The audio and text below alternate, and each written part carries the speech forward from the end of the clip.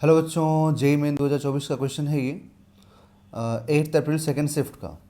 When boy water boils in an electric kettle in 20 minutes after being switched on. मतलब water kettle में जो water है वो 20 minutes में बॉयल हो जा रहा है जब स्विच ऑन कर रहे हैं हम लोग उसके बाद।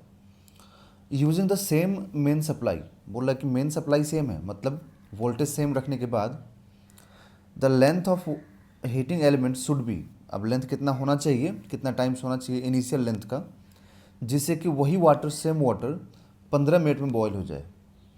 ठीक है, समझ में आया?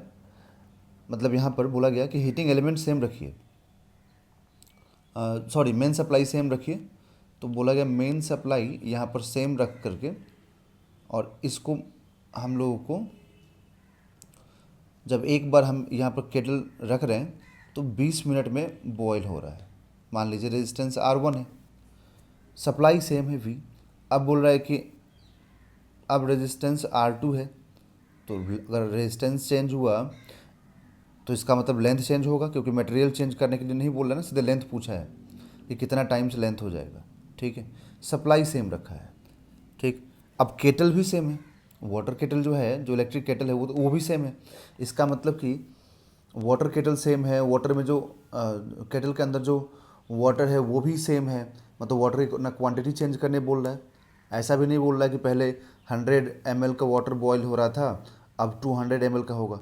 तो वाटर का जो क्वांटिटी है वो भी चेंज नहीं हुआ, इलेक्ट्रिक केटल भी चेंज नहीं हुआ। ठीक है ना, मेन सप्लाई भी चेंज नहीं हुआ।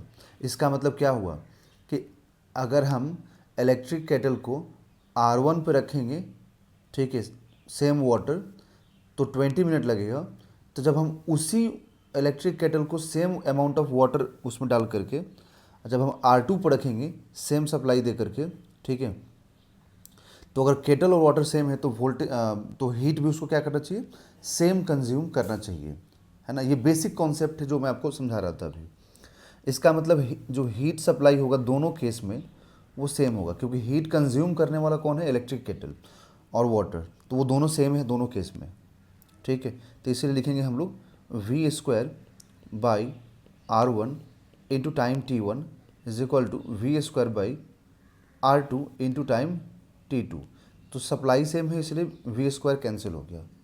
ठीक है, अब यहाँ पर रेजिस्टेंस की बात करें हम लोग, तो पहले देखिए यहाँ पर टाइम पहले तो कितना है 20 है, और रेजिस्टेंस में रो इंटू लेंथ इनिशियल मान लीजिए L, ठीक है, और एरिया मान लीजिए A। ओके, क्योंकि यहाँ पर सिर्फ लेंथ को कम ज़्यादा कर रहा है, लेंथ का एरिया चेंज नहीं कर रहा है, और ना ही लेंथ का नेचर, ना ही वायर का नेचर चेंज किया है।